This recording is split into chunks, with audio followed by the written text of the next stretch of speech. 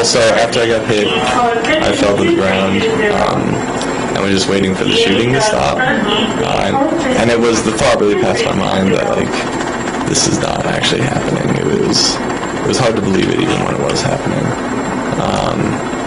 And so, I mean, on some level, I guess I realized, there's a shooter in the theater and he's killing people. But on another level, I guess I didn't really want to believe it. Still a little lethargic and worn out, Barton is now one of 59 survivors from what will undoubtedly take its place as one of the worst shooting massacres in U.S. history. From his Colorado hospital bed, Barton says the theater shooter during the Batman premiere was deliberate and purposeful. It was cold and calculated, definitely. It seemed very methodical. Barton and his friend Ethan were just making a quick one-night stop in Aurora as they took a summer bike trip across America. They just wanted to catch a movie, having no idea their bike trip would end like one.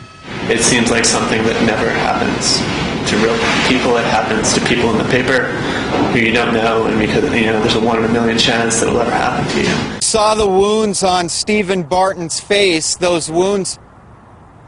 And you saw those wounds on Stephen Barton's face. Those wounds are actually from shrapnel, from the buckshot, from the shotgun that he was shot with. We're told he has shrapnel wounds in his face, his arms, his chest, and 2 deep wounds in his neck that had to be stapled shut.